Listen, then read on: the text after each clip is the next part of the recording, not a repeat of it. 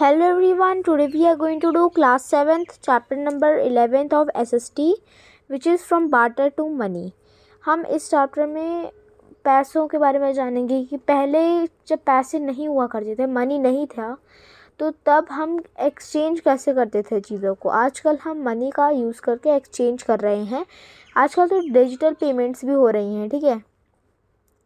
तो क्या मनी के पहले मनी आया कैसे इसमें, ठीक है। इस दुनिया में मनी कैसे आया, पैसा कैसे आया यूज़ में, ठीक है।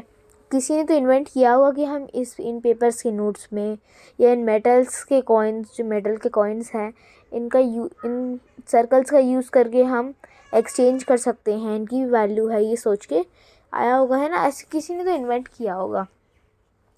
तो इस चैप्टर में हम यही पढ़ने वाले हैं। तो इस चैप्टर की वीडियो हमने अपलोड कर ली है ऑलरेडी। हम अभी इस चैप्टर में इसके क्वेश्चन आंसर्स करने वाले हैं। इस वीडियो में हम क्वेश्चन आंसर्स करेंगे, तो जल्दी शुरू करते हैं। How does the barter system take place and what kinds of commodities were used for the exchange under the system. Barter system जो था वो कैसे बना और क्या क्या चीज़ें होती थी जब हम इन सिस्टम में, जैसे ये सिस्टम है बार्टर सिस्टम में कुछ चीज़ें होंगी ना जिनका एक्सचेंज करके हमने यूज़ किया होगा, है ना। बार्टर सिस्टम मतलब exchanging of goods and services, है ना। तो उन गुड्स एंड सर्विसेज, क्या क्या गुड्स एंड सर्विसेज हो सकती हैं, एग्जांपल भी दे सकते हैं हम इसमें। तो आंसर को हमने ना पॉइंट्स में लिखा है जिससे हमें अच्छे से एक्सप्लेन हो जाएगा, ठीक है। आप लोगों को एक्सप्लेन हो जाएगा और सिंपल लैंग्वेज में लिखा है, ठीक है। चलिए शुरू करते। पहला point, The barter system involves the direct exchange of goods and services। जो barter system है ना, इसमें direct exchange है goods और services का, ठीक है। डायरेक्ट एक्सचेंज मतलब क्या है कि हम क्या करते हैं आजकल के ज़माने में, डिजिटल पेमेंट्स है, फ़ोन से पेमेंट कर देते हैं, UPI QR कोड दिखा के कर देते हैं, है ना। तो और पैसे भी यूज़ करते हैं, है ना, नोट्स कॉइन्स ये सब यूज़ करते हैं ना हम लोग। तो पहले के ज़माने में हम डायरेक्ट एक्सचेंज करते थे, ठीक है। नोट्स वगैरह दे के नहीं करते थे, सीधे डायरेक्ट गुड्स और सर्विसेज का एक्सचेंज करते थे, ठीक है। हाँ, जब हमारे पास मनी नहीं थी, विदाउट यूजिंग मनी, बिना पैसों के। फॉर एग्जाम्पल के लिए, a farmer could exchange a bag of rice for a pot from a Potter. एक फार्मर है, ठीक है, फार्मर को एक पॉट चाहिए, वो क्या कर सकता है, वो एक बोरी राइस, मतलब एक राइस की बोरी है, उसको एक्सचेंज कर सकते हैं एक पॉटर से, एक पॉट के लिए, है ना, कर सकता है ना। नेक्स्ट पॉइंट है, the commodities used for exchange were grain, live stock, cloth, salt, T etcetera. जो चीज़ें थी, कमोडिटीज़ मतलब थिंग्स, ठीक है, जो चीज़ें थी जिससे एक्सचेंज होता था, क्या एक्सचेंज होती थी चीज़ें, वो चीज़ें क्या क्या हो सकती थी एक्सचेंज के लिए। वो ग्रेन हो सकती थी, लाइव स्टॉक हो सकता था, क्लोथ्स हो सकते थे, सॉल्ट, टी एक्सेट्रा, कुछ भी हो सकता था, ठीक है। Next question, what are the limitations for barter system. अब बार्टर सिस्टम के भी कुछ रूल्स होंगे, लिमिटेशंस होंगी। तो लिमिटेशंस क्या क्या थे। The limitations of the barter system were, क्या क्या थे। Double coincidence of bonds. Double coincidence of bonds क्या होता है, बुक में पढ़ा है हमने, है ना। Both parties needed to have exactly the same thing what the other desired. तो जो दोनों जगह थी, दोनों पार्टीज थी, उन दोनों के पास वो चीज़ें होनी चाहिए थी जो हमें एक्सचेंज के लिए चाहिए। एग्जाम्पल, यहाँ पे मैं हूँ और वहाँ पे आप हो, ठीक है। तो अगर मुझे आपसे एक पेंसिल, मतलब अगर मुझे आपसे एक पॉट चाहिए, लाइक बस यहाँ पर फार्मर का एग्जांपल देख लीजिए कि ऐसे फार्मर को चाहिए एक पॉट और पॉटर को अभी कुछ नहीं चाहिए, ठीक है। लेकिन अगर फार्मर को पॉट चाहिए, पॉटर को कुछ देना पड़ेगा फार्मर को, है ना। फार्मर को कुछ देना पड़ेगा पॉटर को जिससे वो पॉट ले ले, है ना। तो क्या होगा, पहले फार्मर बोलेगा कि मेरे पास एक बैग राइस है तुम्हें देने के लिए, मैं तुम्हें उसे एक्सचेंज कर लूँ। अब अगर वो हाँ बोलेगा पॉटर कि हाँ ठीक है, मुझे एक बैग राइस ठीक लग रहा है पॉट के लिए, ठीक है, तो फिर वो एक्सचेंज हो जाएगा। लेकिन अगर नहीं माना, कि दूसरा साइड जैसे पॉटर नहीं माना कि नहीं मुझे कुछ और चाहिए, ये नहीं चाहिए, मुझे इसकी ज़रूरत नहीं है, या कोई भी रीज़न हो सकता है उससे नहीं चाहिए, ठीक है, नेगेटिव थिंग है ये, नहीं चाहिए उसे, तो फिर हम उसे बार्टर सिस्टम में नहीं ला सकते, और यही इसकी पहली लिमिटेशन है, एक्सचेंज नहीं कर सकते। डबल कोइंसिडेंस ऑफ वांट्स की दोनों जगह जो भी सामान चाहिए, जो भी दोनों जगह हाँ है कि हाँ मैं ये ले लूँगा, लेकिन नहीं मैं ये नहीं लूँगा, इसके बदले में ये नहीं लूँगा। एक तरफ हाँ, जैसे फार्मर हाँ कह रहा था कि हाँ मैं एक बैग ऑफ राइस को एक्सचेंज कर सकता हूँ पॉट से, लेकिन पॉटर में ना कर रहा था नहीं मुझे राइस नहीं चाहिए। अगर वो उसके पास वो चीज़ है, जैसे राइस बहुत पड़ा है तो उसे नहीं चाहिए, तो फिर वो क्या बोलेगा कि नहीं चाहिए मुझे, कुछ और दो एक्सचेंज के लिए, है ना। ये होता है लिमिटेशन, ठीक है, फर्स्ट लिमिटेशन। सेकंड क्या है, लैक ऑफ कॉमन मेजर। अब कॉमन मेजर क्या होता है, there just wait a minute, there was no common mean to measure the value of goods in barter system. Lack of common measure मतलब बिना नाप तोल के वो सामान दे देते हैं। लाइक ये बस एक पॉट है, डोंट सी द ड्राइंग, और ये एक बैग ऑफ राइस है, ठीक है। तो ऐसा नहीं होता था पहले कि इसका वेट नापो, इसका वेट नापो। अगर ज़्यादा आसपास का वेट नहीं है, इसका कम है इसका ज़्यादा है, तो फिर ऐसे एक्सचेंज नहीं होता था ऐसा, ठीक है। There was no common mean to measure, और कोई मेजर नहीं करता था इसको कि ये कम भारी है ये ज़्यादा भारी है इसलिए एक्सचेंज नहीं होगा, ठीक है। वैल्यू नहीं देखते थे गुड्स की, ठीक है, वो डायरेक्ट एक्सचेंज करते थे। थर्ड, इंडिविजुअलिटी, ठीक है, इनविजिबिलिटी, ठीक है। इसका मतलब क्या, some goods can not split.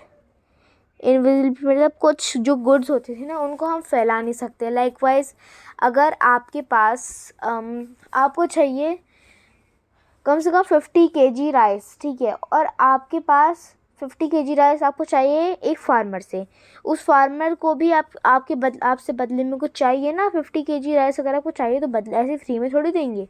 अब आपको कुछ चाहिए तो आप क्या मांगोगे। अगर वो दूसरा इंसान, जैसे ये फर्स्ट पर्सन है ये सेकंड पर्सन है, इसको क्या चाहिए 50 kg राइस, और इसको क्या चाहिए, इसको जो भी इसे मिल जाए वो चाहिए, ठीक है, जो उसे सही लगे वो। इसने बोला कि मैं तुम्हें एक काऊ देने को तैयार हूँ, काऊ, ठीक है। तो इसको पहले ना मानना पड़ेगा, मतलब कि काऊ देने को तैयार हूँ। इंडिविजुअलिटी मतलब कि काऊ को हम स्प्लिट तो नहीं कर सकते, राइस को फैला सकते हैं, अलग अलग बांट सकते हैं कि मुझे इतना 50 का डिवाइड करेंगे 2 से तो 25 आएगा ना, 25 kg मुझे इसको देना है, 25 kg इसको देना है, बदले में मुझे ये मिलेगा वो मिलेगा। लेकिन हम काऊ तो एक्सचेंज नहीं कर सकते, किसी एक इंसान को दे सकते हैं जिसके बदले में हमें चीज़ें मिलेंगी, है ना। ये थोड़ी है कि हम बाकी इंसान को आधा इसको दे देंगे, आधा काऊ 1/4 पार्ट इसको दे देंगे काऊ का, ये थोड़ी होता है ना। Next, storage and transport issue. अब देखिए, अगर आप बार्टर सिस्टम में देखोगे, अगर आपके पास एक काऊ है, बुक में एग्जांपल था ना काऊ का, कुछ तो था, एक एनिमल एक्सचेंज करना था। लाइक आपके पास एक काऊ है और आपको बहुत सारी चीज़ें खरीदनी है, आपको मेडिसिन खरीदने हैं, ठीक है, आपको फ्रूट्स खरीदने हैं, वेजिटेबल्स खरीदने हैं, है ना, ये दोनों चीज़ें खरीदनी है, और आपके पास एक काऊ है, इसको एक्सचेंज करके हमें करना है। तो आप क्या हर जगह ट्रांसपोर्ट करके जाओगे कि ये लो, ये मेरी काऊ रख लो, मुझे मेडिसिन दे दो, है ना। ये प्रॉब्लम क्रिएट हो जाती है ना कि आप हर जगह कैसे लेके जाओगे गुड्स को। पैसे को तो आप ऐसे ही हाथ में लेके जा सकते हो, पॉकेट में रख सकते हो, पर्स में रख सकते हो, लेकिन अब इतने सारे गुड्स है, जैसे राइस, और आपके पास एक बोरी राइस है, आप हर जगह घूम के थोड़ी जाओगे कि हाँ मुझे एक बोरी राइस के एक्सचेंज में ये चाहिए, और सबके रेट्स अलग अलग होते हैं। तो आप हमसे कम रेट वाला ढूंढोगे या ज़्यादा रेट वाला ढूंढोगे, सही रेट वाला ढूंढोगे या अच्छा सामान ढूंढोगे, है ना। तो हर जगह ढो के थोड़ी जाओगे, है ना। वो ट्रांसपोर्ट का इशू हो जाता है, और स्टोरेज का भी इशू होता है। जैसे हमने देखा था चैप्टर में कि कोई इंसान था, उसके पास बहुत सारा वीट था, अब उसे वीट का एक्सचेंज में भी कुछ नहीं चाहिए था, तो उसका वीट रखा था, तो रखा रहा, और चूहे वगैरह थे, वो उन्होंने वो खा लिया, है ना, ख़राब कर दिया पूरा, खा भी लिया ख़राब भी कर दिया। तो स्टोरेज जो है ना, तो स्टोरेज की प्रॉब्लम हो जाती है ना, इस तरीके से। नेक्स्ट क्वेश्चन क्या है, What were the salient features of ancient Indian coins? Ancient Indian coins के features क्या हैं, देखते हैं अब। The features of ancient Indian coins were, features क्या थे, the coins were made up of precious metals like gold, silver, copper और their alloys, ठीक है। तो पिछले जो बहुत पुराने एंशियंट इंडियन कॉइन्स थे वो किससे बनते थे? प्रीशियस मेटल से बनते थे। ऐसे ही दो नॉर्मल ये स्टील व्हील के नहीं बनते थे, लोहे वगैरह के नहीं बनते थे। ये गोल्ड के, सिल्वर के, कॉपर के और उनके अलॉयज़ के, इनके बनते थे। अलॉयज़ मतलब कि उनकी पार्टिकल मिक्सिंग का जो मेटल होता है वो। The two sides of the coins had different kinds of symbols and modifiers and motifs engraved on them. जो दोनों साइड्स कॉइन्स के ना, उनके ऊपर बहुत सारे सिम्बल्स होते थे और उनके ऊपर मोटिव्स लिखे रहते थे। मोटिव मतलब बहुत सारी बातें लिखी रहती थी, जैसे जिस कंट्री का है, कौन से स्टेट का है, इस तरह से लिखा रहता था। थर्ड क्या point? The minting and issue of coins was controlled entirely by the rulers। ठीक है, तो जो मिंटिंग था मतलब कि जो प्रोसेस था इनके बनने का और जो कॉइन्स का इशू था वो सब कौन कंट्रोल करता था? रूलर्स कंट्रोल करते थे, जो कंट्रोल पहले से करते आ रहे हैं। ठीक है, the use of coinage helped boost India's maritime trade with the world. तो इस कॉइनेज की यूज़ से, कहाँ पढ़ रही हूँ मैं, तो ये जो कॉइनेज है इसकी हेल्प से क्या होता था? इंडिया का जो ट्रेड थी वो बढ़ती गई, लोग ट्रेडिंग करने लगे। ठीक है, लेकिन अब इसमें भी प्रॉब्लम है। इसमें भी प्रॉब्लम आएगी ना ट्रांसपोर्टेशन की। लाइक आपको ट्रेड करना है एक फार्मर से, मतलब किसी बड़े इंसान से करना है, वो आउट ऑफ कंट्री रहता है, तो आपके पास कॉइन्स हैं। ठीक है, बहुत सारे कॉइन्स आपके पास। मान लो आपके पास 50,000 कॉइन्स है और वो अपने एक बैग में रखे। 50,000 शायद बन जाए, नहीं बनेंगे वैसे तो। आपने बहुत सारे बैग्स बनाए, अब उन सबको कैरी करना है और ये भी देखना है कि उठा के तो नहीं लेके जा रहा कोई। ये सब देखना होता है ना, तो उसमें भी बहुत ज़्यादा प्रॉब्लम हो जाती है। Next question, how has money as a medium of exchange transformed over time. जो मनी है, पैसा है, वो कैसे ट्रांसफॉर्म हुआ, कैसे कैसे अलग अलग उसने रूप लिए। First point, money has as a medium of exchange has transformed over time in the following ways। over time following ways से ट्रांसपोर्ट हुए हैं। ठीक है, ट्रांसफॉर्म हुए हैं। फर्स्ट, बाटर सिस्टम से ट्रांसफॉर्म हुआ है money. Cowrie seashell was use as a medium exchange. वो भी जो सीशेल होता था ना, वो भी मायने रखता था पहले, और कौड़ियाँ जो होती थी वो भी मायने रखती थी, समुद्र के अंदर मिलती हैं जो, है ना। तो इन सब ये भी मीडियम ऑफ एक्सचेंज थे। मेटेलिक कॉइन्स मेटल के थे, प्रीशियस मेटल्स के। फिर पेपर करेंसी आई। पेपर करेंसी की पॉइंट्स क्या है यहाँ पे? फर्स्ट पॉइंट है पेपर करेंसी का, paper currency was first used in China and then introduced in India in the late 18th century. पहले चाइना में ये सबसे पहले यूज़ हुई थी, उसके बाद ये इंडिया में आई, इंट्रोड्यूस हुई, और 18th सेंचुरी में ये इंट्रोड्यूस हुई इंडिया में। ठीक है, next point, today in India we have a central authority called the Reserve Bank of India RBI that controls the issue of money। तो आज इंडिया में हमारे पास एक सेंट्रल अथॉरिटी, एक अथॉरिटी है जो, जिसका नाम reserve bank of India RBI authority है, जो मनी, पैसे की करेंसी जो होती हैं इन सब का ध्यान रखती हैं। ठीक है, लाइक नासिक आपको पता ही होगा, नासिक में नोट छपते हैं, है ना। और ये भी एक गुनाह होता है ना, क्या बोलते हैं, ये गुनाह होता है कि हम खुद से वो नहीं बना सकते, क्या बोलते हैं, नोट नहीं छाप सकते, इससे जेल होती है ना। तो नासिक में नोट छपते हैं। ठीक है, RBI क्या होता है? जो सारे पैसे का इशू को देखता है। It's a type of bank only, reserve bank of India. Digital money क्या होता है? Cashless transactions through debit cards, credit cards, net banking, UPI, QR code are including under it। Digital money, जो हम digital electronic से हम पैसे दे सकते हैं ना, कैसे? कैशलेस, हमें कैश नहीं देना होता, ट्रांजैक्शंस होते हैं, ये दिए जाते हैं डेबिट कार्ड से, क्रेडिट कार्ड से, नेट बैंकिंग से, UPI, QR कोड, ये सब इसके अंदर इंक्लूडेड हैं। Next, what steps might have been taken in ancient times so that the Indian coinage could become the medium of exchange across countries। कौन से steps से हम कैसे बता सकते हैं ये इंडियन कॉइन सिस्टम था वो फिर बाकी कंट्रीज़ में कैसे लॉन्च हुआ होगा? क्योंकि बाकी कंट्रीज़ में भी आजकल यूज़ हो रहा है ना, सेंट्स आ रहे हैं, बटन्स आ रहे हैं, है ना, वही। The following steps has been taken in ancient times so that the Indian coins could become the medium of exchange across countries. बाकी countries में भी कैसे medium of exchange बन सकते हैं ना. Next, ensuring, first point इसका ensuring uniform weight, size and metal purity. अब कैसे कैसे पहले यूनिफॉर्म वेट मतलब कि एक फिक्स वेट, साइज़, मेटल की प्योरिटी की कितना प्योर है, मिलावट तो नहीं है.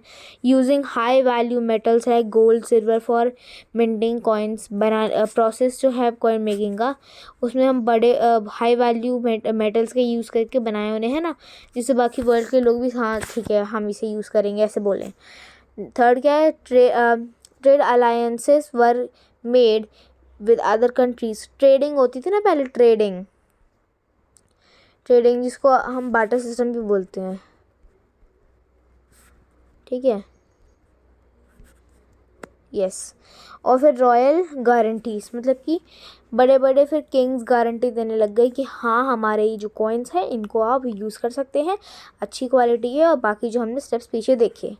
नेक्स्ट, एक्स्ट्रा क्वेश्चन हमने बोले थे ना इंक्लूडेड, ज़्यादा नहीं बनाए इस चैप्टर में. हमने 6th क्लास के वीडियोस भी अपलोडेड थे पिछले चैनल में, उसमें भी हमने बनाए थे 6th के क्वेश्चन आंसर्स. उसमें ज़्यादा एक्स्ट्रा क्वेश्चंस होते थे, इसमें हमने कम रखे हैं. How has digital money made transactions more convenient. जो डिजिटल मनी है उसने ट्रांजेक्शन्स को कन्वीनियंट कैसे बना दिया, मतलब कि ज़्यादा यूज़ कैसे होने लगे. Apart from tangible forms of money such as coins and paper notes, money has taken intangible form. This is called digital money which is in electronic form. ठीक है, इसका मतलब टेंजिबल फॉर्म क्या होता है, जो हम कॉइन्स और पेपर नोट्स यूज़ करते हैं, है ना, मनी के. तो मनी ने क्या किया, अब इंटेंजिबल फॉर्म यूज़ कर लिया है. इसका मतलब कि इंटेंजिबल फॉर्म मतलब क्या होता है, इसको हम डिजिटल मनी बोलते हैं जो इलेक्ट्रॉनिक फॉर्म में हम यूज़ करते हैं. नेक्स्ट है डिजिटल मनी का cashless transactions through debit cards, credit cards, net banking, UPI, QR code are included under it. तो डिजिटल मनी में क्या क्या है, कैशलेस ट्रांजेक्शन्स होते हैं जो हम debit cards, credit cards, net banking, UPI, QR code इन सब से कर सकते हैं. These mediums directly transfer money from one person bank account to into another. तो ये जो है ना, ये जो हमारा ये मीडियम डायरेक्टली हमारे बैंक से, एक पर्सन की बैंक से दूसरे पर्सन में के बैंक में पैसे डाल देता है डायरेक्टली. ठीक है. नेक्स्ट क्या है, wait a minute. Yes, it also provides transactions recorded for easy tracking. तो ये ट्रांजेक्शन्स ये भी प्रोवाइड करता है कि हम इजी ट्रैक कर सकते हैं कि किसी ने अगर हमारे पैसे ले लिए हैं तो हम ट्रैक कर सकते हैं कि कहाँ रहता है वो, उसकी लोकेशन ट्रैक कर सकते हैं. Allow quick transfer of money, और जल्दी ट्रांसफ़र हो जाते हैं पैसे, टाइम नहीं लगता. विदाउट फिज़िकल विजिट, हम बिना जाए भी जा सकते हैं. लाइक अगर आपको फ्रेंड है, उसने आपको पैसे भेजने हैं, है ना, उसको आपको पैसे भेजने हैं, तो फिर आप क्या करेंगे,